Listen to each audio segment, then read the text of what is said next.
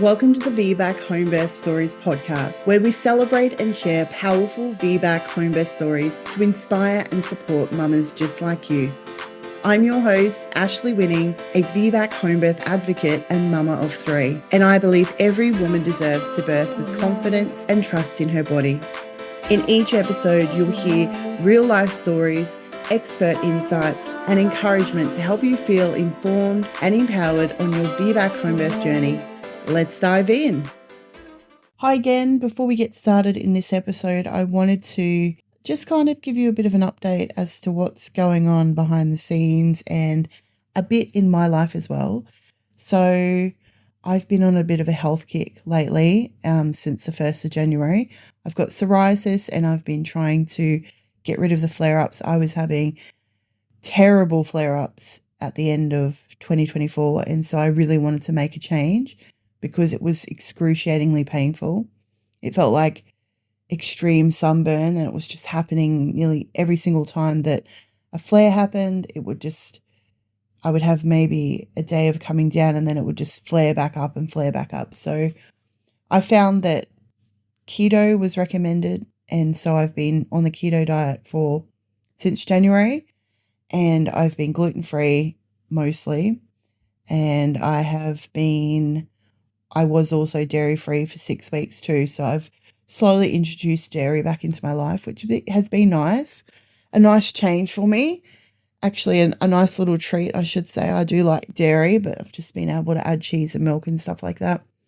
And as of this week, I'm 14.6 kilos down, which is amazing. It's like a huge amount of weight. I feel very grateful. It's an improvement in my life. I've got a lot of weight to lose, but it will take time. And I've also been fasting, I suppose, like 16-8. I think that's what they call it. So we all fast overnight anyways when we're sleeping.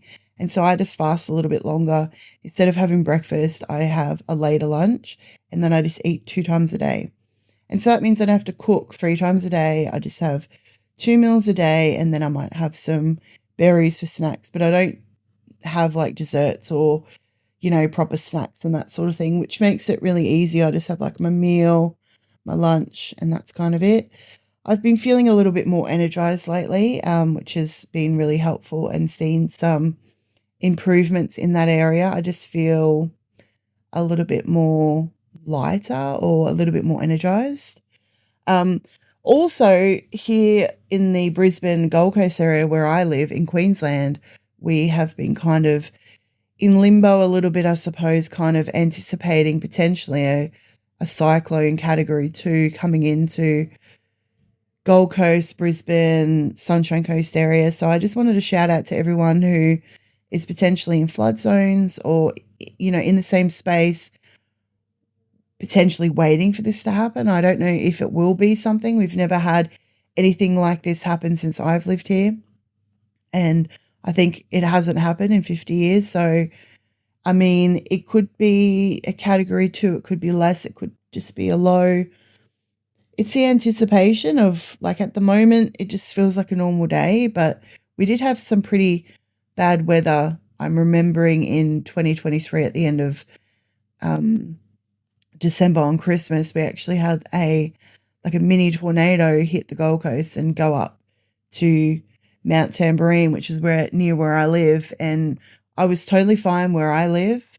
Don't have any flood zones or anything like that, but a lot of people locally got in a lot of strife, got impacted really badly, loss of power for a couple of weeks, a lot of people on the Gold Coast, and so I'm just acutely aware of seeing people suffering through floods. And I don't know, years ago, maybe in 2008, I think it was the 2008 floods, I went out to Ipswich and helped out with some people who had floods out there, and it was just like out of control. You just don't expect things like that to happen, and I've never seen anything like that in my life. And then ever since then, we've seen a lot more happen. So I just wanted to say, I know people all over the world having these events happening, but this is happening close to home or in my home. And so I just wanted to share that with you guys, that that's kind of happening here, and to send love and light to everyone who's going through uncertain times in their life at the moment. We're all human. We're all having a human experience. I don't feel like I talk a lot about my personal life on the podcast much. I just kind of interview people or do my segment. This isn't really a let's talk about Ashley's personal life, but I do like to share some things every now and then because we are all human. We all do connect. And I just want to say, if you're struggling with anything right now, please do reach out to family, friends, your networks, get the support that you need. Jump into my DMs. I'm happy to chat at any time if you want. And yeah, let's connect. I hope that everyone stays safe and, more importantly, on top of that, healthy, and enjoy this podcast episode. Hello and welcome to another episode. Today I have amazing Victoria on the podcast, and she's recording from Bali, which is exciting. And I'm looking forward to hearing your story today, Victoria, because we had worked together a little bit during your pregnancy journey, but I'm yet to hear your birth story. So I'm so excited to hear it. And it's really nice to connect with you again. So welcome to the podcast. Thank you so much, Ashley. Yeah, I'm so happy to be here. I think during my pregnancy, I always imagined, oh, maybe one day I'll be telling my story, when you listen to all these birth stories. So my name is Victoria. I'm originally from Germany. I moved to Australia 7 or 8 years ago for my Australian husband, basically. And we live in beautiful Broome. And at the moment we're in Bali. And I have a daughter. She turned 3 in November. And then I have my little baby boy who turned 4 months. He's about to turn 4 months now. Yeah. Mm-hmm. Yeah. So he's still so little. Yeah. And are you just over in Bali for a holiday at the moment, did you say? Yeah, so we're here for a couple of months because Broome gets really hot this time of the year. I mean, Bali is also hot. But there's a beautiful international school that my daughter can attend here. So that's really nice for her. And then I have more time to look after the baba and get a bit of help from nannies here. Oh, that's cool. That's really cool that you're so close to there and you can just whip over there, for a few months at a time. Awesome. Well, how about we start with your first pregnancy and we'll go into your first birth and go from there. Yeah. So my first pregnancy, that was basically a COVID pregnancy. So I got pregnant in February 21. It was a planned conception, and I was lucky to get pregnant on the first try as well. So we did a little, I think, January detox from all the alcohol over the silly season, and then I fell pregnant in February. And we moved to Broome in July 2020. So I wasn't really that well connected yet. I was working remotely. So I was a little bit isolated, and my husband, he was traveling back and forth to work. So I think that pregnancy, I was a little bit on my own a lot. Yeah. So I was working 8 hours a day, sitting on a laptop in the chair, which was probably not ideal in terms of, getting ready for giving birth. And in terms of the care, I did GP shared care. That's basically, that's what's available in Broome. There's a public hospital, and you obviously can see a GP, and there is an MGP program as well, but I didn't get into that one. And they kind of told me it's relatively similar because they have a lot of fluctuation in that program too. So I don't know. I've heard good things and not so good things. I don't know. Yeah, so that's kind of the route I took, and then I started listening to birth stories and podcasts a lot. I listened to the Australian birth. Is it Australian birth stories? Yeah, which is the main one, right? So I listened to that one a lot, and I don't think I discovered so many other ones yet, but I already knew about, interestingly, I already knew about free birth as well back then, because I think a friend friend told me about Ginty once. You know Ginty Fell, who traveled around Australia and had this YouTube channel. And she, No, I don't no, know. you don't know Who her? is I it? don't Who know. is it, sorry? Ginty Fell. Oh, no. She used to have a YouTube channel, and she had 3 free births now, and Oh. now she's she's on Instagram, and she shared her birth stories, and she shared her second or third birth. It was probably the first birth video I've ever seen, and it's this very calm birth in a birth pool outside in the kind of, in the green jungle of Queensland or Mhm. New South Wales somewhere. And I was, I was a bit inspired by that, I guess. I was like, yeah, it looks pretty cool. But and then I listened to some of the free birth podcast stories as well, the Free Birth Society. Mhm. But I always felt like that's not really me. I'm a bit more mainstream. Mm. I was used to more, like living in the city, having a corporate job. That was kind of my lifestyle before I had kids, I'd say. So yeah. But nevertheless, I got really interested in birth. I read all these like books from, May Gaskin and Rhea Dempsey and all these good stories and books, Sarah Buckley. And so I really wanted to have that beautiful natural birth. And there was a local doula who I engaged with a little bit. She gave me these books actually, and then we kind of had a disagreement, and we didn't go forward with the birth support from there.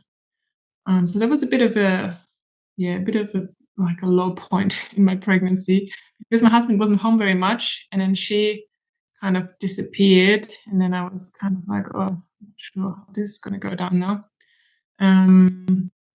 Yeah, that's kind of. Do you mind sharing what the disagreement was around? Was it Yeah. just a philosophy around birth or something? No, it was it was around the COVID vaccine, which was a hot topic back then, right? Okay, sure. So I was, I planned on getting the COVID vaccine and I wasn't even concerned about it. I didn't even want to discuss that with her, but somehow it came up, and she kind of pushed her own fears, or she was basically like saying, when doctors tell you, well, you go overdue, your baby's going to die. And she's kind of telling me like, well, you're going to get vaccinated and your baby might die. So that was, I just felt like she was overstepping her role there. Yeah. Mm.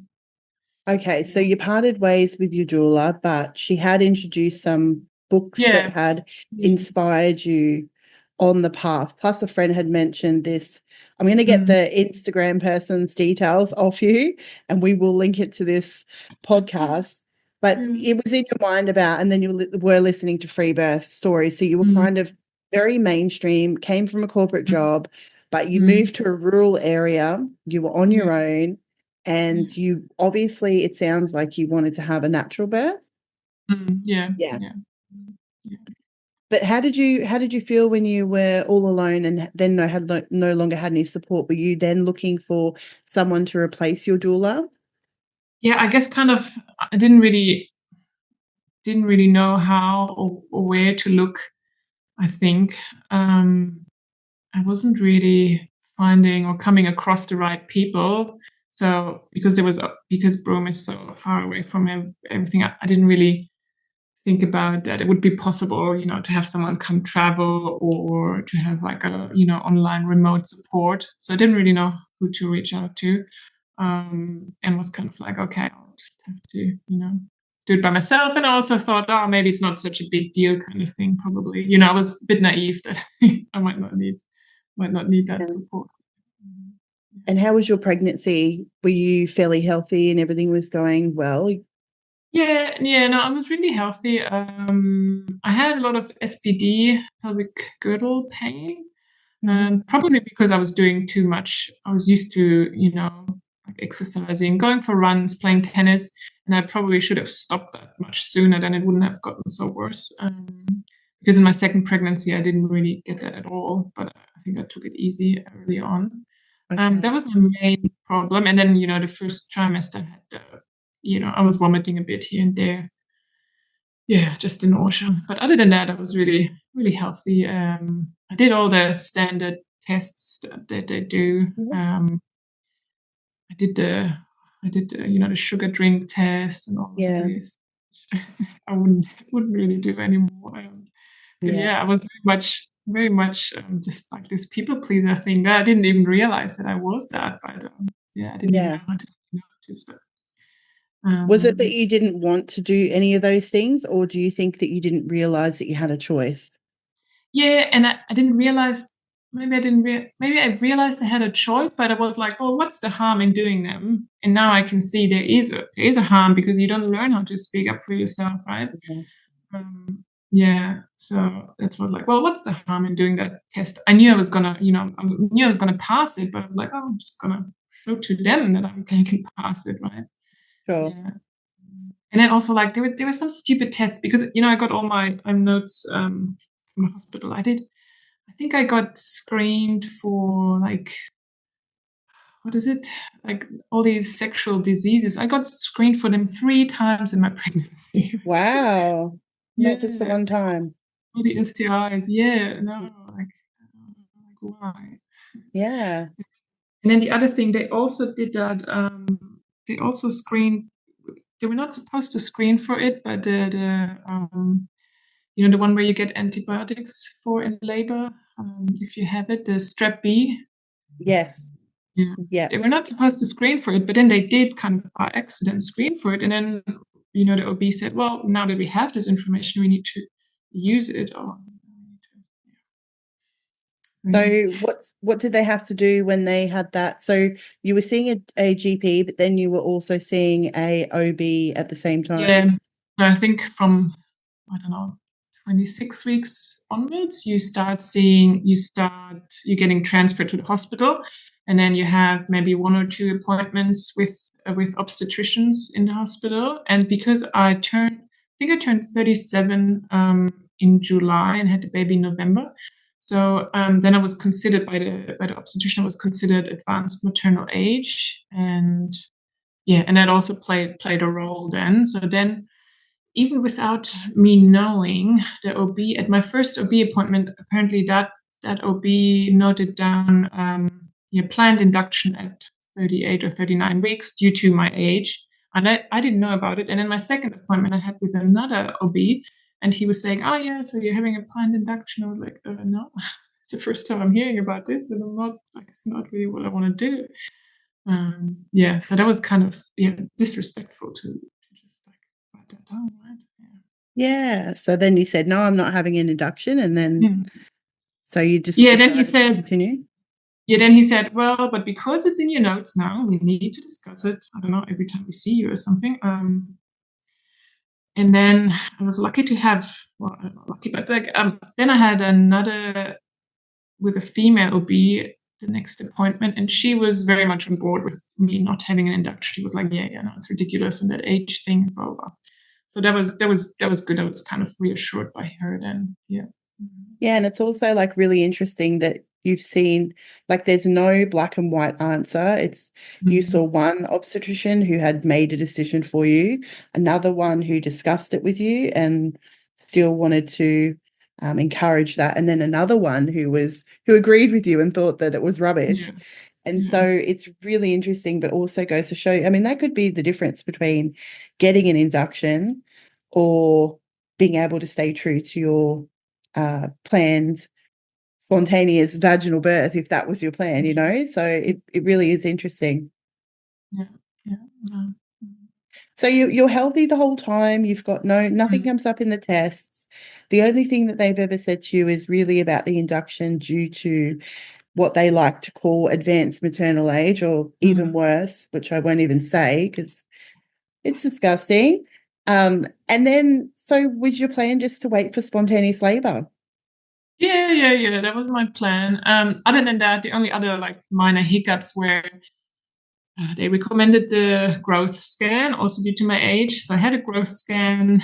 Baby was, I don't know, it was showing larger, and then the fluid was showing like borderline low. So then I had to have another scan for the fluid level. Then I just drank a lot of water. Broome is really hot, so you have to keep up your fluids. But then my fluid levels were normal again, and everything was fine. So then I just waited for spontaneous labor. My husband, he was coming back. I think I had him come back 2 or 3 weeks before my due date. Because obviously he was my only support person. Also because of COVID, WA had really strict borders, so no family could travel to us. We didn't have any family in WA. So then we just waited for spontaneous labor. We lived just outside Broome on this off-grid, really beautiful, big, large beachfront block. But we had just moved there, so it was just still a bit rough in terms of, we hadn't done much renovation. So, and we weren't so close to the hospital. So we rented an Airbnb kind of 5 minutes away from the hospital. And the birth plan was, I guess, was like, well, we'll wait for spontaneous labor. If everything just, goes smoothly, I might just stay home and have the baby by myself. That's what I thought would be maybe possible, because I've never experienced it, and I thought, oh, maybe it's just gonna be easy. But so obviously wasn't how it all turned out. So we then moved to that Airbnb, and I started losing my mucus plug, I think a day after my due date. So I was really lucky to be on time. I didn't have to worry about any of that going overdue. So getting into that, started losing, I think it was in the evening, I started losing the mucus plug and getting like a bit crampy. So I think that was a Tuesday night. And then I was uncomfortable, didn't really sleep so well. And then the next day, I think I probably had more regular contractions, but they were always, what I really struggled with, they were not 1 minute long. And I was like, well, that's what I learned, right? They're 1 minute, and 1 minute I can do, but I cannot do like 2 or 3 minutes, or I don't know how long it's gonna be. So it's really tough. Like mentally, I found that really tough. I had my TENS machine that was really good, so I used that a lot. Then I had Wednesday during the day, then Wednesday night, Thursday during the day, and then basically Friday morning at 3 a.m. we went to the hospital, because I was just didn't really feel like I was getting anywhere. And I was getting exhausted. I couldn't really keep any food down. I was throwing up when I was trying to eat. So it was just getting quite exhausting. And then we decided to go to the hospital, and I was a bit, I was like in two minds, obviously, but I felt like I tried everything. I didn't really feel like what I was doing was very productive. And I really needed some support person. Mm-hmm. And when you were in labor, were the contractions back to like happening the whole time, or was it just through the night, or was it happening all night, all day sort of thing? It was happening all day too. And they weren't that spaced out. It wasn't like 10 to 15 minutes rest. It was closer together. It was maybe like 4 minutes rest, I'd say. And then sometimes the contraction would last 45 seconds, sometimes 2 or 3 minutes. So, like this irregular pattern that really threw me off. Yeah. Yeah, because what were you expecting for, I mean, we all go in with our expectations and ideas. What were yours? Well, I guess, the idea, like, for example, from my mother and her labor, she had pretty straightforward labor. So I probably had something like that in mind, like you labor through the night, birth in the morning, that kind of thing, or you get some more rest. I think I was expecting, because, also I went into labor pretty much on time. So I was probably expecting, I'm a pretty textbook person. That was probably what I was expecting. Yeah. Yeah, I was probably expecting the same, and I think many of our listeners here expect the same too.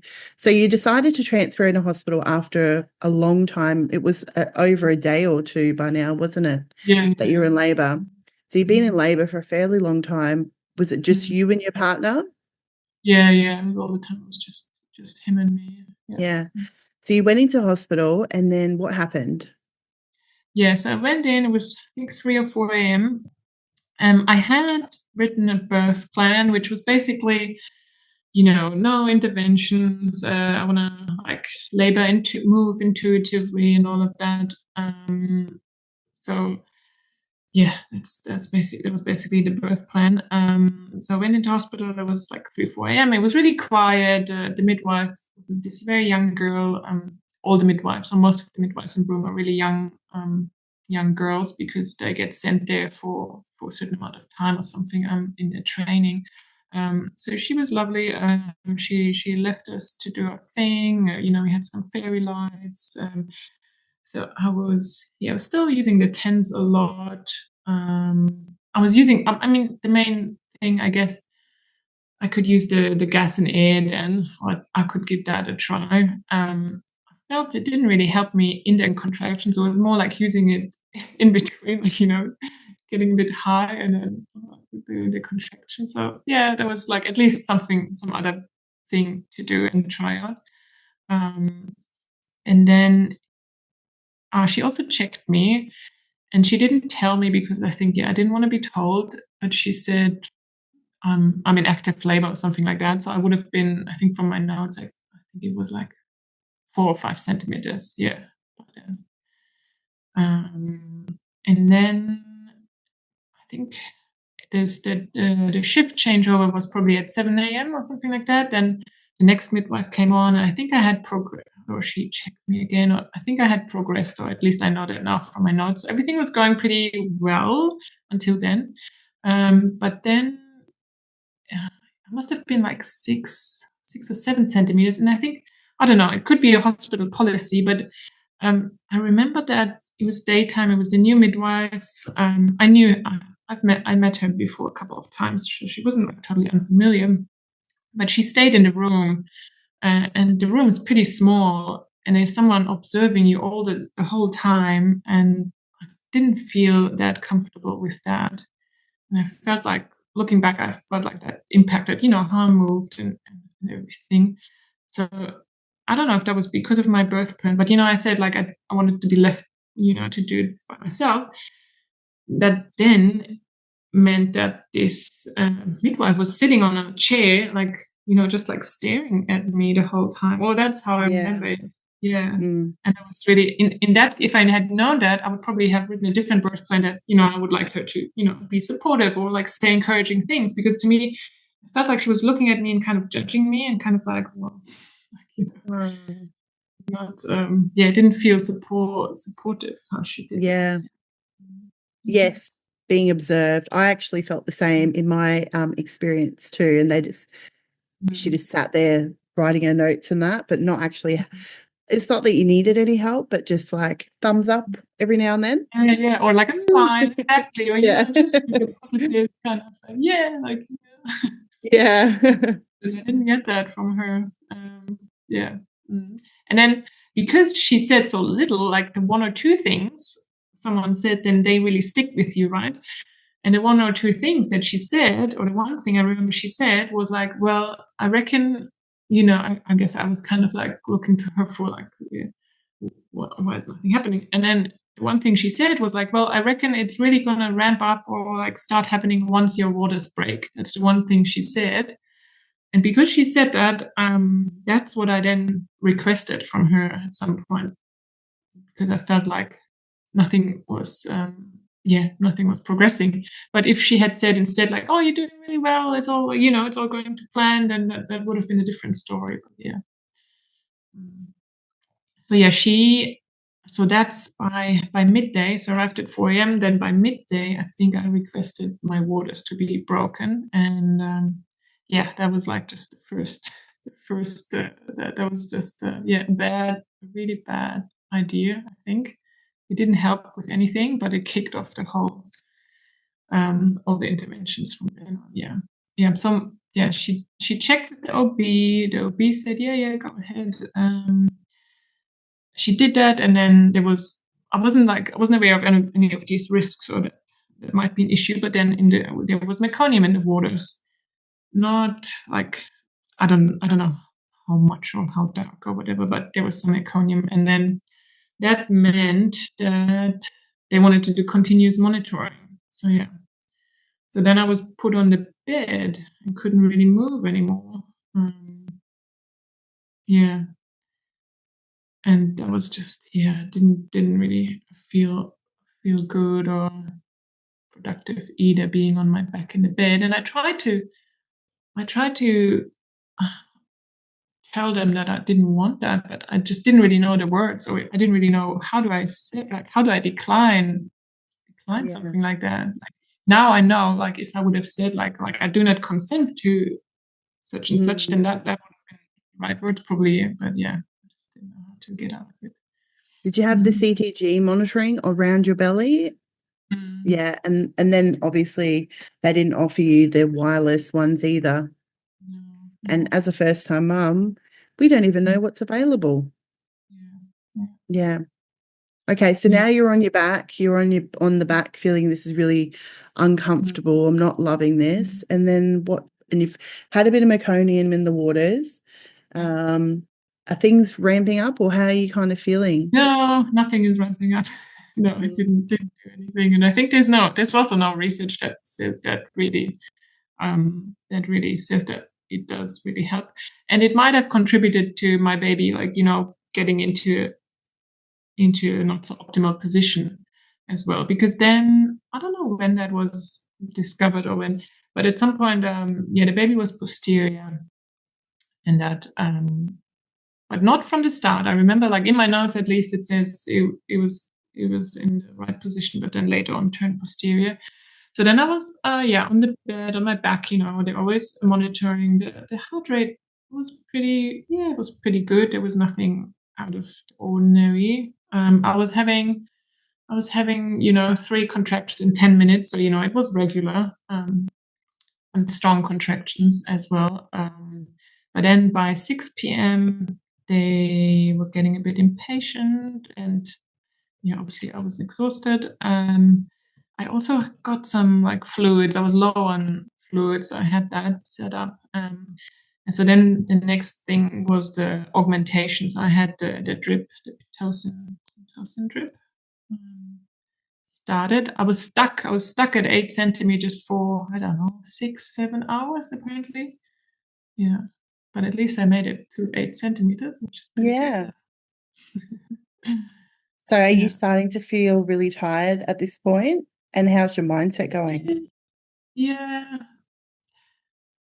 I think it's just mainly the lack of encouragement. Like, if there would have been, like, one person encouraging me, because obviously my husband also couldn't really do that because he was so inexperienced. He didn't know what's going on, so it wasn't really possible for him to say, like, yeah, everything's going well, I felt that there was, like, a lack of encouragement and a lack of options presented to me as well.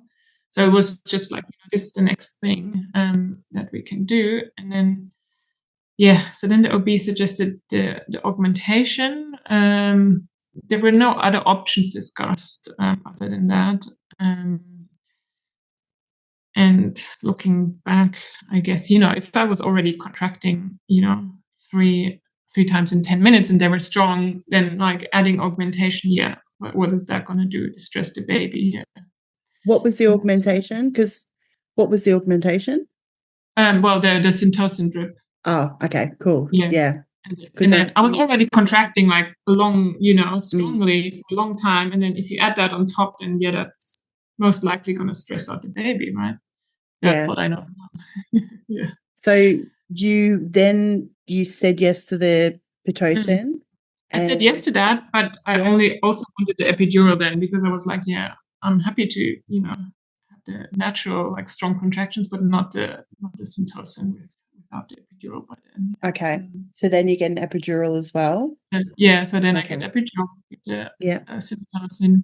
Then another 2 hours pass until I'm fully dilated. And in that time, there's, like, some decelerations and things like that happening. Whenever they turn the Syntocin off, heart rate is totally fine, and then they turn it back on again, and the baby's in distress. Yeah, that's interesting.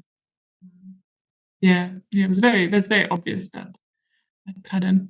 And then, because of the baby being posterior, the next suggestion was, like, there was another women in labor at the same time. So that I remember the OB walking past, like, okay, I'm gonna do this. She's, she's had a similar journey to you, long labor. I'm gonna do her C-section, and then you're up next, basically. Yeah. So then the suggestion was we're doing manual rotation, trial of forceps in theater, because it's probably not going to work out or might not work out, and then we'll do the C-section. So how did you feel when all of that was said to you? Because I'm assuming that once you've had the epidural, are you getting a bit of a break now? Yeah, I guess. Yeah. Obviously, it was kind of good to have a rest, but also I was not really, they didn't really leave me alone. So, they were still like, the next thing, it wasn't like you have to epidural and that, and then you're just going to chill out. It was kind of, because it was Friday evening by then, and they were like, they wanted to get everything done before the end of the shift, I think. That was just like bang, bang, bang. This is what's happening. We're doing this. We're doing this. I know what it's like in hospital. I think most of us do on their time. And then other times you might be waiting for hours, waiting for them to come through to get the things. So it just happened really quickly for you. And you've just been told that they're doing a C-section and you're up next. And then there's probably a nurse or someone who comes to start getting you prepped for surgery. Yeah, I just was not in a mindset to ask a question or to push back or ask for information. I was not able to do any of that. I was just so kind of, I don't know if I was starting to disassociate or just exhaustion. I was just like, that's what's happening here. And then off you go to surgery. Yeah, well, I guess off to the theater, and then there was another, like a visiting OB, and he did the manual rotation, or he tried that manual rotation, right? Twice, apparently. But can you explain to us what that was like? I guess you insert the whole hand, you grab the baby's head, and you try and maneuver it, and he tried that, and then he tried the same thing, obviously, with the forceps. Baby was up high. So now from my notes, I know that the baby's station was like +2. So it's above the pelvis, above the middle of the pelvis, basically. So the baby hadn't descended right into my pelvis and was in that posterior position, maybe due to the waters breaking early and getting stuck there some way, or maybe due to the shape of my pelvis. And then the thing that I forgot to mention, they had me pushing for quite a while before going to theater already too. So I was pushing and pushing. I remember in theater being on my back in the stirrups and pushing really hard. They might have had me pushing while I was doing the forceps or the rotation as well, to help with that. So I was doing that, but I was in a very, I was basically, I feel like I was like on the way to theater pushing. It's just like a shit show. So all of that didn't work, and then the C-section, it was 10 p.m. Friday night, basically, when the C-section happened. And I was not excited about meeting my baby. I was also, interestingly, I was never worried about my baby. I was never, when I heard about the D cells or whatnot, I never had a feeling like, my baby is not gonna make it, or my baby is not doing well. I always, was not a worry of mine. Anyway, then, she was pulled out of my belly, held up, taken straight to that table where they do their examinations. I think from my notes, I know now that they gave her like a little bit of oxygen, which was probably really unnecessary, because I know her APGAR scores were like 7 and 9, so really high, really good. They could have just put her on me, or but and then I remember also my husband going over there with her, my daughter, and I still remember he was asking them, he was saying like, can I touch her? He was asking them. And I don't know, I just find that so, it just really shows how, like, that's your daughter, your baby, and you're asking someone if you can touch her, right? They should ask you if they're allowed to touch her. And yeah, it just shows like how much this is their territory and, their rules and their everything. Yeah. It'd be the most natural thing that you touch your baby, right? When it's born. Yes. I can see you're Yeah. getting emotional as well at that thought. And it does make sense that they should ask permission to touch your baby, and that it should be, that of course everyone should be included as much as possible. Yeah. So how did you heal and go from that experience? Yeah, well, there's still another part to that, which is my so-called pain crisis after the cesarean. So that was, I don't know. So then then the baby was taken away from me because of the meconium. I think they did extra testing. I don't know the details of that, but I was on my own by myself in recovery. My husband went with the baby. I don't know what they did, but nothing really that necessary probably. And then I guess we got reunited at some point. It's a bit hard. It's a bit fuzzy, my memory. But I remember being on the ward somewhere and then getting like a really like stinging incision pain. I felt like I could feel the incision where they cut me open starting to sting and become really painful. And they took all the pain medication, that you get by a drip. They took it all out. They all went home, the whole team that worked on me. And then you just get like oral benzos or whatever they give you, right, for the pain. But they take like an hour or so to kick in. And the pain was getting like stronger by the minute, basically. So I was alerting them to that. I was like saying like, they're getting really painful. And that turned into kind of a big problem because the midwives, I basically wanted like some intravenous kind of pain relief is what I wanted or needed, not something that kicks in an hour.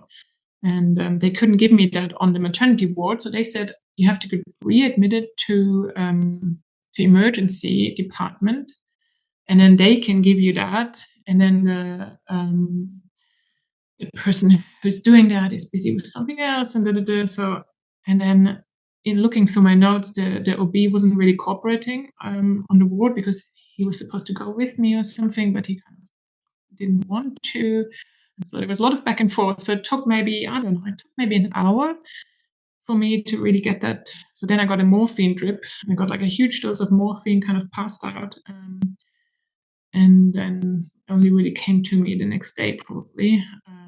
But I remember I was just like, for an hour, I was just kind of screaming in pain. I was lying there, feeling really helpless, screaming in pain. My husband was there, feeling really helpless too. The young midwife girl was back. I think she got kind of traumatized by that too. Like you could tell she was in stress as well. And now looking back, I feel like one thing is I was screaming because of that, because I could really feel that pain. But I think on another level, I was kind of screaming because of, I don't know, because of everything that happened to me, what they did to me. And I was like, just screaming in pain for that. Yeah. Yeah. So that was just another thing on top. And yeah. Yeah, that's a lot. And I think it goes to show the systems inside that how hard it is sometimes for them to do things outside of their systems, or to get, if one person isn't cooperating, how difficult it can be for like that midwife standing there who probably was feeling quite powerless, waiting for the obstetrician to do something, and you're stuck there for an hour, which is horrible. Yeah. And also for my baby, I don't know where she was, and just separated for quite a while, I think. Yeah. And we had really, so then like bonding was really difficult, like both for me and my husband. I mean, mostly we felt responsible for her and sorry for her in a way, such a helpless little baba. But it took a really long time to get that bonding, feeling. Mm.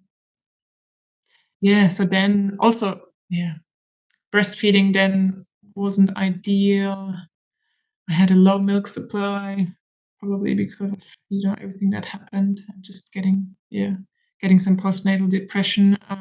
I was lucky to get support with that through the Gidget Foundation. So I did see a psychologist online through the Gidget Foundation for about a year, and that was really good, really helpful to talk through the birth, but also like for all the other issues that come up with looking after the baby. Yeah. And then you had a bit of a gap between your children, I should say. So was that by choice? Yeah. Yeah, so it probably took like a year or so to, get over everything that happened and, feeling like I really loved my baby. And then it just was like, it just felt, I didn't expect it to be so hard looking after a baby. Yes, I didn't really want to add another one that soon. Just wanted to enjoy her. Then probably another year passed. She turned 2, and that's maybe when we started thinking about it might be some time for another one. And then probably in that time, I also started getting really, really even more into birth and listening to more birth stories and reading blogs and books and things like that. So that really helped me also to have that break and reflect on what happened. I obviously got my birth the notes back to look at. So then I was able to prepare for my second pregnancy and birth. And then when we got pregnant the first time, I had a miscarriage in between. That was interesting experience too. So we tried once, got pregnant again on the first try, and then I didn't. Then I was traveling to Germany with my daughter, and I didn't see a doctor, so I didn't do any scans or tests or something like that. And then when I came back, I was going to see my GP, but then a day or two before, it was around the 11, 12-week mark, a day or two before I miscarried at home. I was just getting some cramps, and then, I released some tissue, I guess. I could see the placenta, but I couldn't really identify a baby. And I think by that stage, usually it should have, you should be able to identify more that like that's a fetus. And so I assume either it wasn't viable from the start or it had passed away much earlier on. So then I did go to hospital. Well, I got referred to hospital for scans. They look for retained tissue, that kind of thing. And that was all a bit confusing because apparently there was a little bit of retained tissue.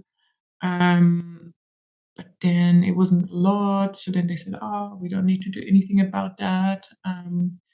So I just had to go back for scans. And then eventually I think I just got my period back and it passed and everything was fine. But it was a lot of back and forth. And then thinking about that, I was like, well, it's kind of unnecessary to do all this stuff. Like, why did I even do that? Like, my body was just doing what it was designed to do and supposed to do anyway.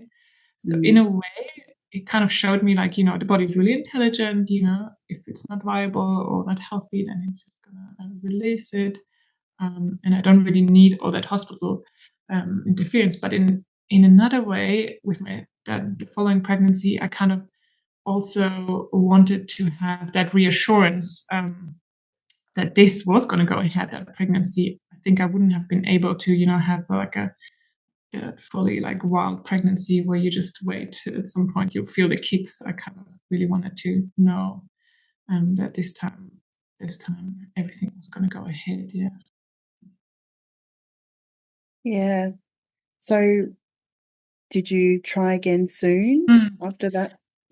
Yeah, pretty soon. Maybe I had like 1 or 2 cycles, and then we tried again. And then it was so then I fell pregnant in January. And I went to, there's a local midwife that I saw. She only does like prenatal care and postnatal care, so no birth support. But I thought, okay, well, this is kind of, at least she's like less tied to the hospital and I can see her. So I went and did, did like blood tests, and she sent me to the hospital for the dating scan. So I did that, and it had a baby had a heartbeat, so I was assured by that. And I started, seeing her and talking about, what are your plans for this pregnancy and what are the options. Hey mama, guess what? I've actually pushed back the dates for when we're going to start the home birth group mentoring program, the Home Birth Village, which means we won't be kicking off until the 24th of March. This gives you another couple of weeks to get your ducks in a line, come and talk to me and get yourself sorted. So if you're currently planning a VBAC home birth, curious about a home birth, and want support in this beautiful container for 8 weeks with 8 modules and guidance from me, connection with me, please send me a message and let's get you started. I would love to support you through your home birth journey and help you to achieve a VBAC at home. I'm looking forward to connecting with you soon and seeing you in our beautiful village. So I also did the nip test this time. So I felt like, I would like to do that. And then I wanted to do the 20-week scan and then no more scans after that because I felt like last time that was not a good experience. Growth scans were totally wrong. I had a really average sized baby, not a big baby, and so forth. So then I basically saw her semi-regularly and talked about potential birth plans. So then I was thinking for this pregnancy, I would like, obviously I didn't want to go back to the hospital. So the other options then were, a home birth with a midwife, which is really hard to organize, or traveling somewhere else to have a home birth or a birth center birth. But with a toddler in tow, it's not so appealing, right? So she gave me a contact. So I contacted one midwife who had traveled before to Broome for home birth. But she had a conflict with another client, so then she was out of the picture. And I tried to contact them more, but basically none of the midwives were available. So then I started looking for doulas / birth keepers, thinking, I want to do a free birth. I don't want to go somewhere else. I don't want to travel somewhere else. I also felt really strongly about birthing at my home and the place where I live, because I feel like just, I don't know, so connected to where we live. It's this beautiful place in nature. It's just really calming. I don't know. I just really wanted to have the baby there. That's important to me.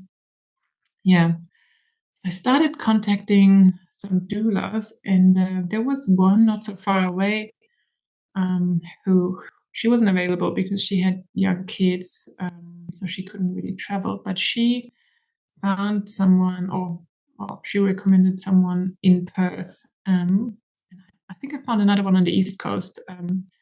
So basically I had these 2 options, and then Perth is obviously really close, just 1 flight away, which was a really good option.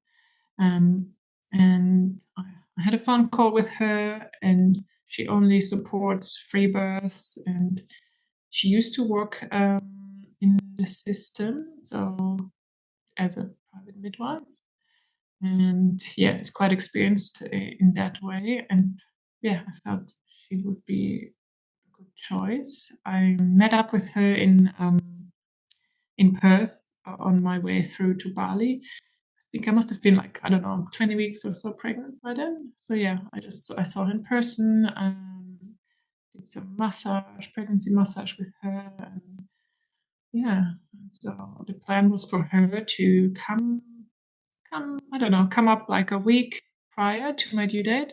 So she'd be able to, give me more massage, we'll be just connecting, relaxing, and then she would be there for the birth, and then she would stay after the birth and also fill up my freezer with lots of yummy meals and do some aftercare and all of that. Yeah, that was the plan. And so was she staying with you? Was she staying near to you? Or?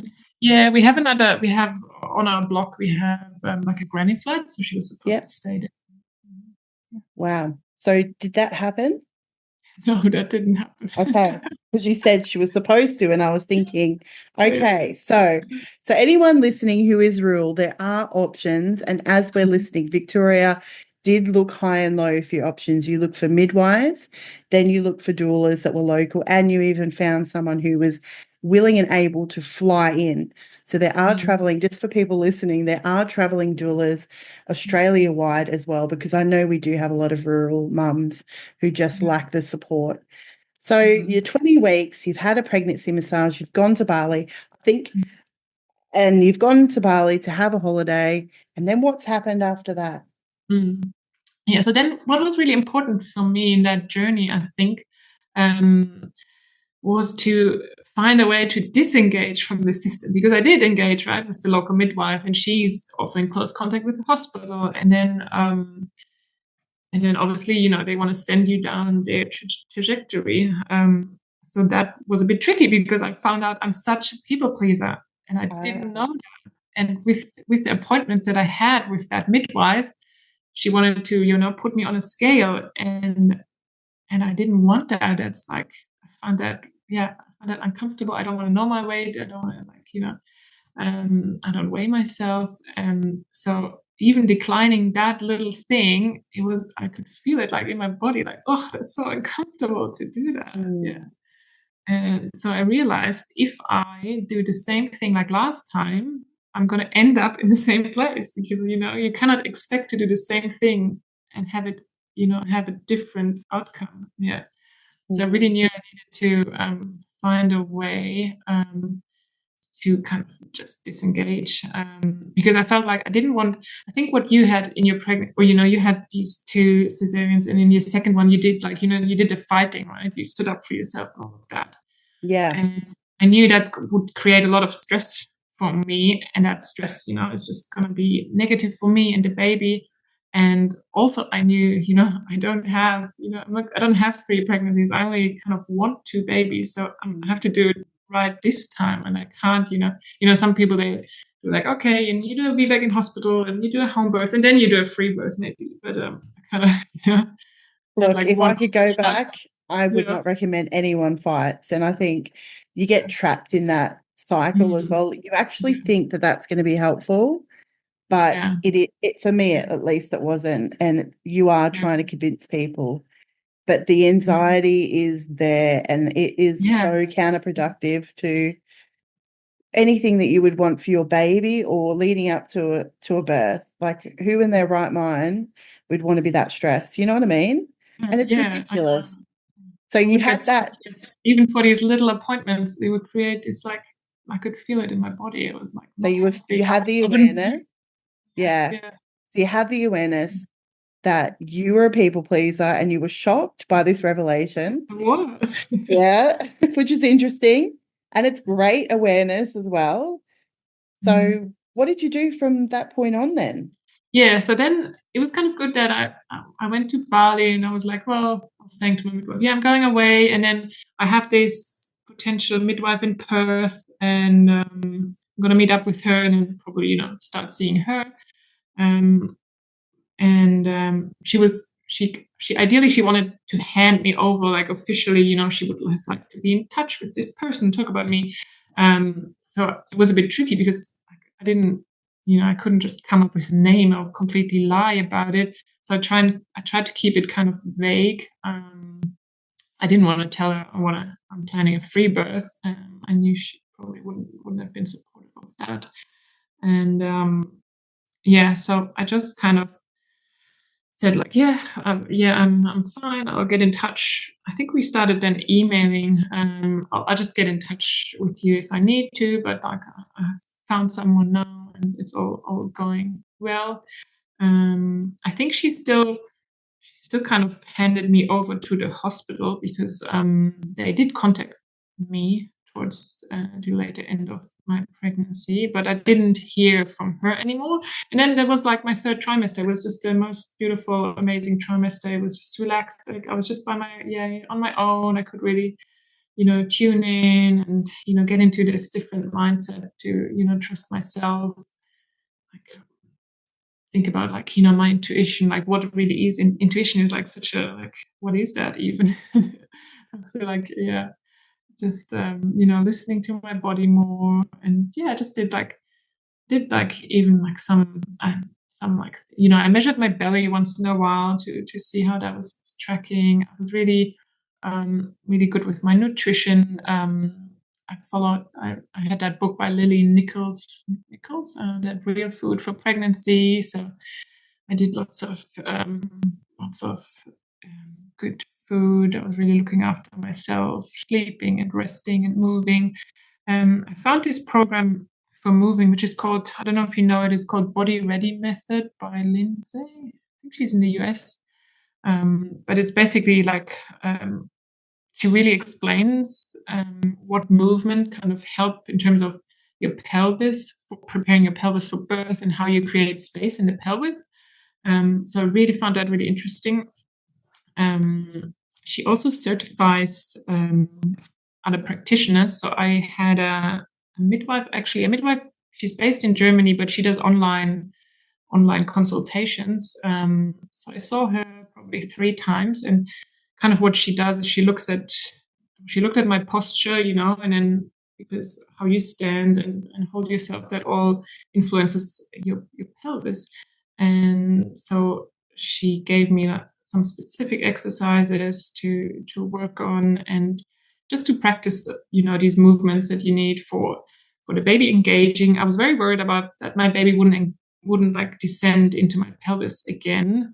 I thought, oh, maybe something's wrong with my body. Maybe, I don't know, my ligaments are too tight and then the head can't go in. So she gave me exercises specific for it, that the baby would be able to descend. And then, it's in that program, it's really broken down into these 3 phases, the head like engaging, and then the head moving through the middle, and then the outlet. So it's very specific, and that really helped me to know also in labor, like what are the right movements for what stage, basically. Yes, I did that with her. So I was very much thinking, oh, my body, I don't know, can I trust my body? Is my body not made for birth? Like what are the tools that I need to make this happen? And yeah, I was probably quite focused on that. And then in terms of my mindset, which I would say now is much more important than the body. But yeah, I was also just working through my fears a bit.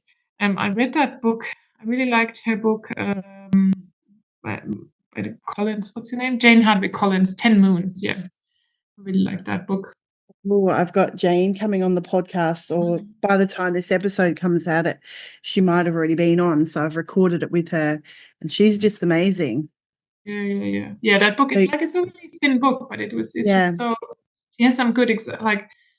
I don't know if you recall that, but she has that example about cats that, imagine if we, how cats, they go into a dark place and then they burst by themselves, and so confidently. And that example in that book is like imagine we took these cats and put them under like bright lights, and then we would just start doing cesareans on all these cats. That really that was a really amazing book. And then Rachel Reed's rite of passage, reclaiming the childbirth as a rite of passage. These 2 books were probably the most helpful ones for me. Yeah. So you said that you felt that it's important to prepare the body, but you feel like the mind was more important for you. Why do you feel that way? I guess because like having gone through birth now, I can really relate to that when you say that, you have to, the body knows what to do and the mind gets in the way, and you have to get out of your own way, because your mind just wants to be like, yeah, I can't do this. How can we get to a hospital? What plays all these tricks on you? Yeah. But the body knows what to do, and if you tune in, which is like a hard thing to do, and I also remember thinking during labor, like I cannot really recommend it like to anyone because like the modern lifestyle that we have, we're maybe not made for birth, like because of the way we live. We're not connected. We're not. Yeah, it's not for everyone. I Yeah. can understand why the birth is happening in hospital now. Yeah. Yeah. So you were reading a lot of resources this time, working with people. You also had a midwife on standby who was going to be coming from Perth. And Doula birth keeper, yeah. Not, oh, yeah. okay. Yeah, sorry. An unregistered midwife or birth keeper, free, whatever. We had a woman who was willing and happy to work with you. Yeah. And so how were you feeling and what kind of happened around this? You're about 30 weeks or something at this point. Yeah. I was feeling pretty, yeah, I was, enjoying myself, feeling pretty good. I felt like having that one doula birth keeper, she was like the calmest person, just very, I didn't even talk to her that much prior to birth, but when I said to her, like, my fear is that the baby's not going to descend, then, she always had like a calming example. She was like, oh, well, maybe you're like this tribe in Africa, these women, they're built like that, and the babies, they just descend last minute, and then it's just all going to happen. Like, she always had like a positive thing to say that was really reassuring. So I was feeling good, but also like I just want to say that because like other women are preparing. I was feeling confident, but at the same time constantly doubting myself. Like it wasn't like a sure thing. I'm just gonna do this and it's gonna happen. It was always like back and forth in my mind. Like what if I fail? What if I need to do this? What? Yeah. Yeah. So did you have a plan for if things changed? Yes and no. Yes and no. So I didn't like. I hadn't. I guess the hospital was aware of me. They knew. I told them actually when they called me. I said to them just to get them off my back. Basically, I said like, yeah, I'm not going to attend any appointments, but I'll just go into spontaneous labor, and then I will. I'll transfer in when I'm in active labor or so. And my birth keeper, she kind of coached me in how to phrase it and how to say it so that they're gonna leave me alone basically after that. Okay. So that's what I told them. So that the plan was then basically if and also what my birth keeper said, like I don't know, 90 something percent of women transfer for pain relief. So I knew that if I was going to transfer, it was probably going to be for pain relief and not because of an emergency. I kind of, worked through all these fears, like I don't know, having a stillbirth or something like that. So I wasn't worried about that. It was more like having another long labor, not being able to go on, having to transfer for pain relief. Potentially, in that case, I think I would have just transferred and said I want a Caesarean because I think last time if I had a forceps birth, I don't think I would have felt much better after that either. Like it wasn't about having that vaginal birth at all costs. I wanted it in this empowered and specific way where it was just mine. And you had that lived experience of having that long labor and having no pain relief. So did that give you some sort of like confidence in a way that you have been able to handle? Yeah, I think it did. And also in terms of my body knowing, I had like trained my uterine muscle quite a lot in these like 3 days. I felt like it was going to be more effective, hopefully. I was counting on that a little bit. And I felt like I was mentally relatively strong. I just needed that one or two more people who were going to tell me, like, who believe in me, who were like, yeah, you can do this, who can cheer me on. I think that's what I was lacking, and I felt like I needed that. Yeah.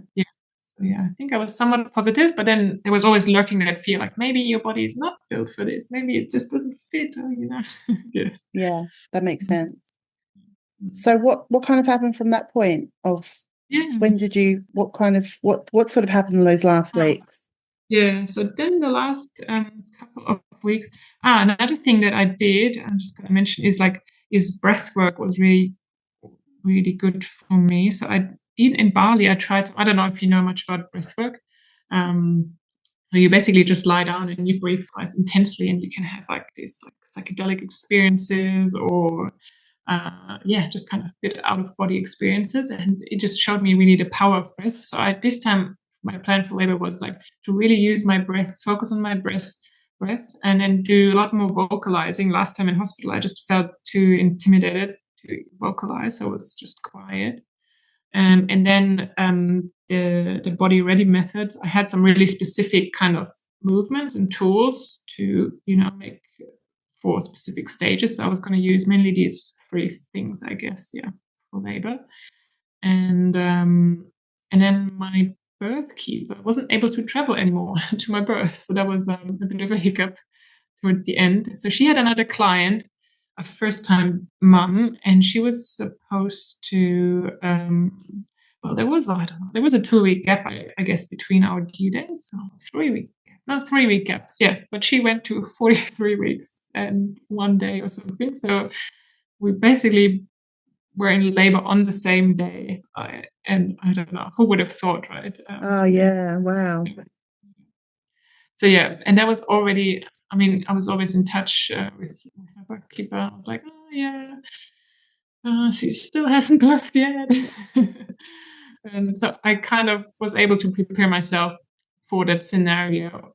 And yeah, in my head, I was like, well, if it's gonna play out how it's gonna play out. Like I can't. I wasn't. I wasn't devastated about it. I was just surrendering to the situation. Yeah. So did you have to change a bit of like did you have to learn anything to do that, or No, what was your plan? Because you'd expected to have someone with you. yeah. Now what Mm. was going to happen this time?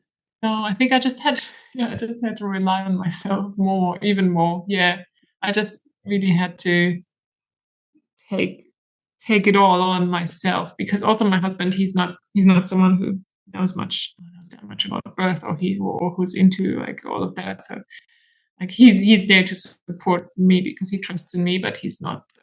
Other than that, he's not specifically qualified, I'd say. Yeah. Yeah, no, I was just getting ready to yeah, just do it by myself. Yeah, I guess this time. Yeah, I had a birth pool, which was a thing that I had big hopes for. I thought I was going to birth in the birth pool, and that was going to be a big pain relief, is what I thought as well. Yeah.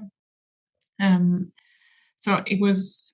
So when it started happening, I think I was due on Tuesday. Yeah, probably I was due on Tuesday, and it was the weekend. My husband had just come home from work. He was away for a couple of weeks. So he came home maybe on Friday or something like that. So we had kind of a relaxed weekend, and then on Sunday, yeah, I felt like something starting to happen. And yeah, I knew my birth keeper still her client was not even in labor yet, so there wasn't really a chance for her getting to the birth.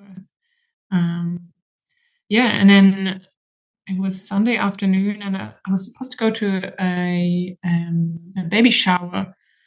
And you know how they say, oh, you're supposed to just get on with your day and not and really ignore what's happening. And I was like, oh, should I just go and ignore that? But then I was like, no, I should really focus on rest this time, because last time, I got exhausted. So rest is really important. And I think, what did I do? I think I started making my birth affirmations and put them around the place. So that was really another thing that helped me this time.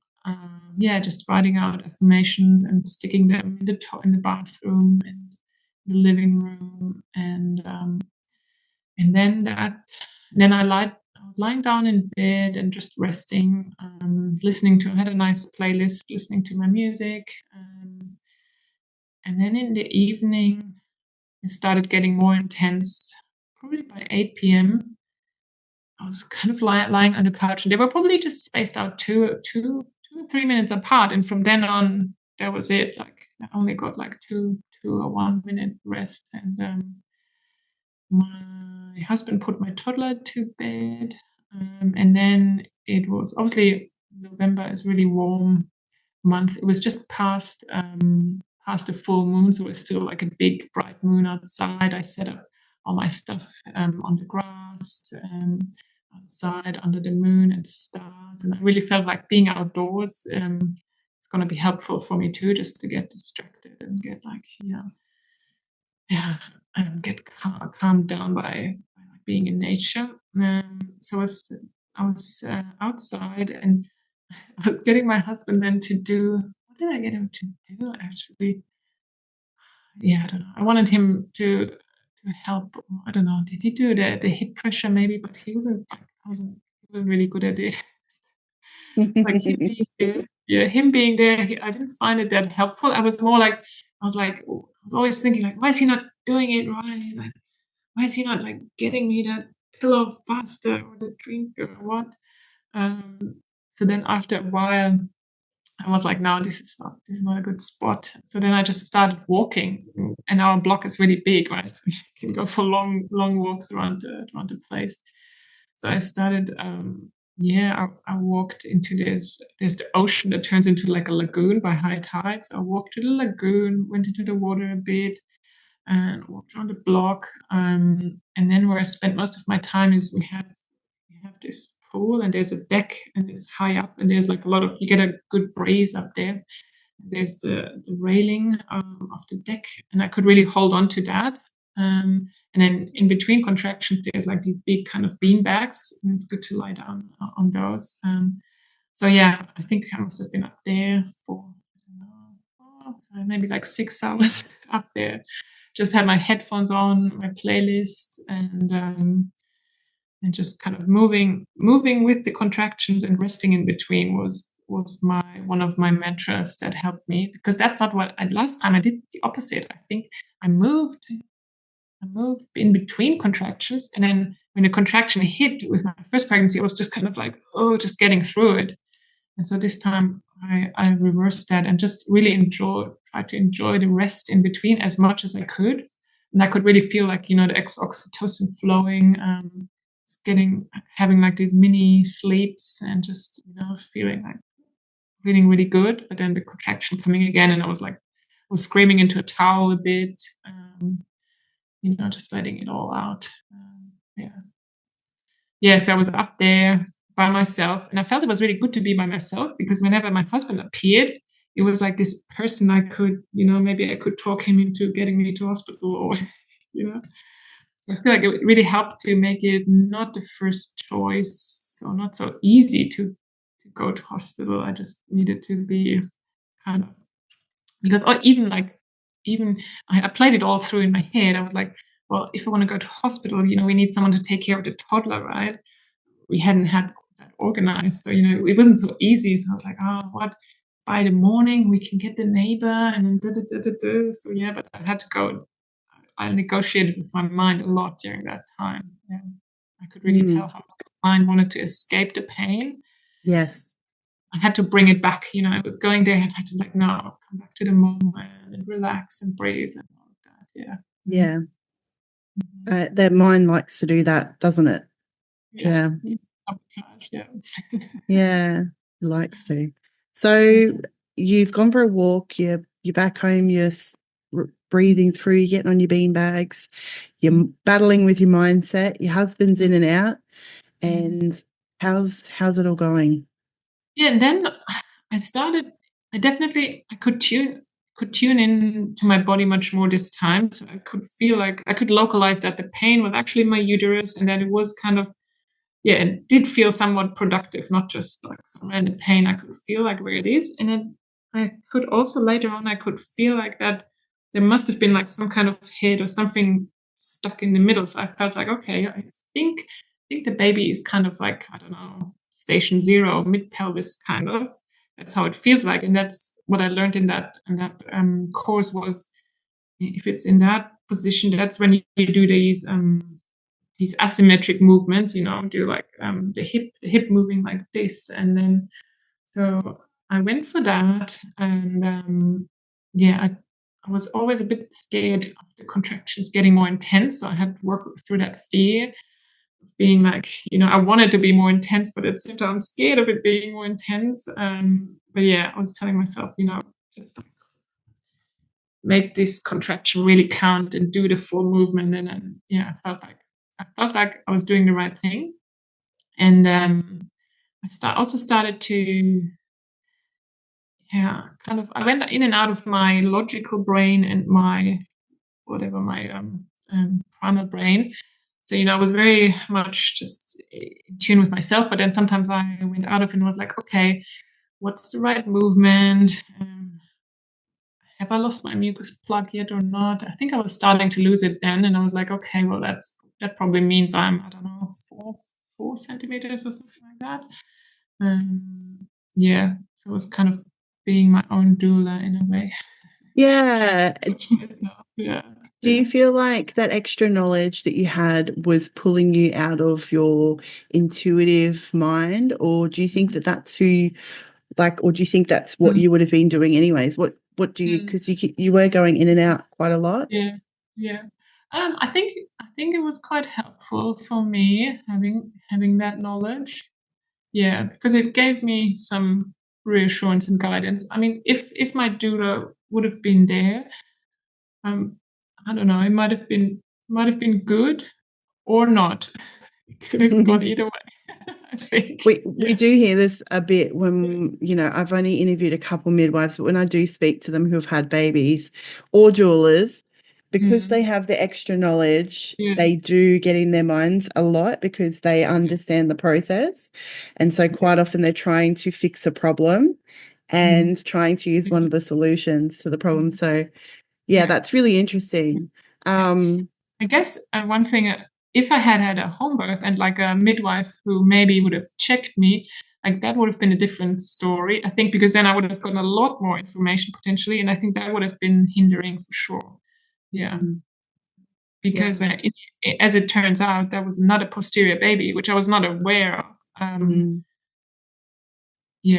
So I think that could have gotten to me. Yeah. It's interesting how our minds are Mm. thinking about all these things, because I remember in mine, my doula said, do you need to wee? And it was like thinking, oh, the bladder's blocking the baby's head. And it's all these like, I need to do this. I need to do this. I need, just that one suggestion, because we're so highly suggestive in labor. Yeah. So how long have you been in labor at this point then? That was, so then, so the deal I made with my mind was, I looked at the clock and I was like, okay, I can do another hour up here at the pool deck. And so it was like 3 a.m. So I think from 8 p.m. to 3 a.m. And I was like, okay, I'll do another hour here, and then I'm going to go into the birth pool. I didn't want to go in too early because I was worried that it would stall the progress and so forth. And so I had this big hope on like, yes, the birth pool is waiting for me. It's going to be amazing. And by 4 a.m. I'm going to go there. I'll do another hour here. And my husband came and I told him that's the plan. You come back and you help, you get me, and we go back down. So we did that. And get into the birth pool. And I mean, we don't have, I don't know, with the hot water or whatever. He had it like half filled, and it wasn't very warm. So I get in there and I'm like, what's this? Like, this is so shit. It's no relief. Not warm enough. I was really disappointed. But then he filled it up more. I still wasn't like so happy, but it actually did give me, thinking back to it, I think I was able to like lean over and hold on to these things, and I was kind of resting. It was really good for resting.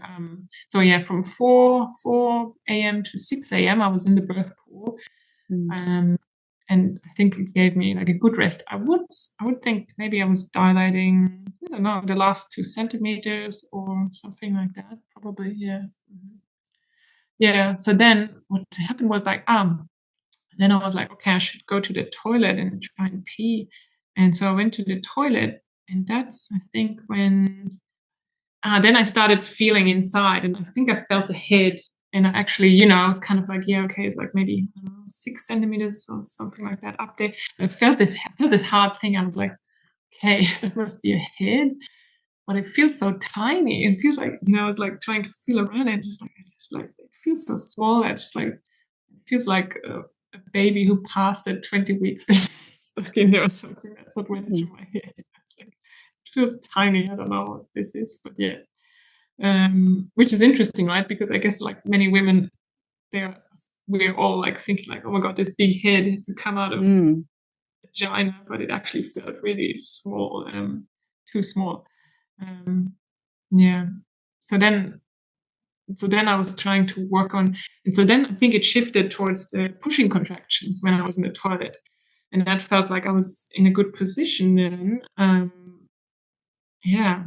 So what I found interesting too, I think whenever I listened to the birth stories, it was often like, I had like, the normal contractions, and then the pushing reflex started, and it was so much better, and was, I don't know, many women, I think they describe it as, just so empowering and so amazing, and maybe not so painful. But I have to say, like for me, I still found it quite painful. So I was also a bit disappointed in a way about, like, I thought, oh, this is going to be the big relief, but it was still like hard work.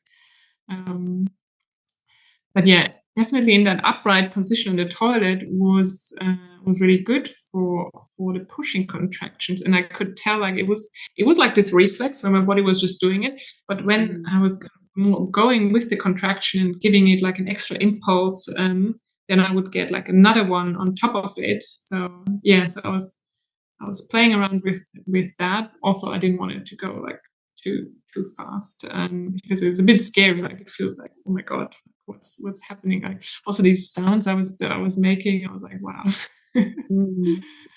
bizarre. So yeah, so then I went back to the pool because I was like, well, I want to birth the baby in the pool, and it's the safest way, right? So I went back to the pool, and thought like I could continue there, but it wasn't a good spot for me. So I felt like the baby slid back up again when I was in the pool. So then I went back onto the toilet, and just committed to the toilet basically. That was your space. Yeah. Yeah. I had my affirmations. They were set up right across the toilet as well. So That's good. that was the spot. So then it was maybe I pushed probably maybe for an hour. I think around that, an hour or two. I don't know. So I think it was 7, and my daughter usually wakes up around 7:30, right? So then my husband can hear her waking up. So I'm like, come on. So I'm like, we have a really small house, tiny. So I'm like, okay, close the door. Like I can't like have her, like I can't deal with her right now. So he closed the door and went and made her breakfast, and I could hear them like chatting away. And while I was sitting still on the toilet, and then slowly the head started to emerge, first like a tiny little bit. And then I think my waters, they were breaking right then, because I remember I birthed kind of like a ball of like a bit of the sac came out, still full of water, and was hanging there. So yeah, my waters really breaking only by the end. And then I could feel the head emerge. It was emerging really, really slowly. And I was making these high-pitched sounds quite loudly, but funnily enough, my daughter wasn't interested in what was going on in the bathroom right next to her. So I was making these high-pitched sounds and birthing the head, and I was thinking like, oh, should I like stuff all the towels into the toilet, or should I get off? But I was worried if I get off, like in the middle of it, it's gonna slide back up. So I just stayed on the toilet until I birthed the whole head. The whole head was out, and then I got off. Then I got off the toilet, and I still remember I donked his little head on the and getting off. Donked his little head on the rim of the toilet. Oh yeah. I forget what I remember that. Yeah. So I get off, and then I shout to my husband to come in because I'm like, okay, like now I need some help, but I got the head out, so it's not going back in. So yeah. Mm. And then he comes in and he's like, "Whoa, the head is already out." So he wasn't expecting that. And and then I think I was kind of like sitting there. It was a very awkward position. So then I get on all fours and I tell him to go behind me and catch, watch out and catch the baby. And then there was quite a long pause, maybe 3 or 4 minutes between the next contractions coming. So we were like there, oh. And then my daughter runs in and back and forth. And then she actually, I remember, she's complaining. She's like, I want to go to the toilet or something like that. We're blocking up the toilet. Yeah. Yeah. And then just one more Perfect timing. contraction. And then just one contraction and the whole body just sliding out. And I remember his head was sideways when he was stuck there. I couldn't probably see it, but it was definitely sideways. And yeah, so he slides out, and my husband catches him and puts him like between my legs on the floor. And yeah, and I can see straight away it's a boy because it's right there. Yeah. Yeah, which we didn't know. And I kind of pictured that water birth in the pool where you pull your baby up and, you have some time to be like, oh, maybe now we'll take a look, but no. Yeah. Yeah. Yeah. So I definitely pictured it quite differently, but yeah, it just really didn't matter in that. Yeah, it just really didn't matter at all. That it was on the toilet. Yeah. No, it doesn't. People can't see, but you're smiling brim to brim here. So you're pretty happy about that birth, are you? Yeah, no, it was Yeah. amazing. Yeah. Yeah. Just being able to do it all by myself. There's the fact that no one else was there. Just there's not like one little detail where I'd be like, oh, maybe if that would have been differently, because it was all in my power. It was all Mm. on my decision. So there was no one influencing me. So that just made it so perfect. Yeah. Yeah. You did it all by yourself. Mm. Yeah. Yeah. So how do you feel after that experience, Yeah. Like in a way, it's like still hard to comprehend that I did that in a way, Yeah. because it just happens and then it's a day and then life goes on and you're like, did I really do that? Yeah. Yeah, in a way it's like this really normal thing, Mm. also like really extraordinary, I guess, because not many people get to experience it. Yeah. Mm. Yeah. Yeah, I just feel really, really empowered and just able to trust myself more, my body, my intuition, my mothering, all of that. I just feel like I'm the person who is, who's most equipped to make a judgment on what's right for me or my children. Yeah, all of that. Yeah. Do you think that's the biggest growth that you've had through this experience? Mm, yeah, I think so. Yeah, yeah. Mm. Yeah, definitely that connection to the intuition and self trust. Mm. For sure. So that was an amazing story and so much to learn from that story. It sounds like you had so much awareness, you had so many learnings, and you went through so many resources and birth stories and worked with lots of people to get the support, which is great as well. What would you say to what tips would you give to anyone listening to the podcast who is planning or curious about a VBAC home birth? Mm. Yeah, what I would say is just using that pregnancy to develop that, or to engage with your intuition or self trust, and it's always like I found it a bit difficult when people say that, but it's like little things like listening to your body. It can be really little things like, oh, I need to go to the toilet, I need to wee, or something like that. And listening to that and then honoring that, because often as mums, if you already have a child, you kind of ignore it. You're like, oh, but I'm in the middle of, helping my child dress herself, so I'm not going to the toilet. I'm just gonna ignore that. Like it's like these little things, or I'm tired, I'm gonna lie down, or I'm hungry. Then, whenever you feel these things that your body is telling you, then listening to them and connecting to them, I think that's like good way to start listening to that intuition during pregnancy.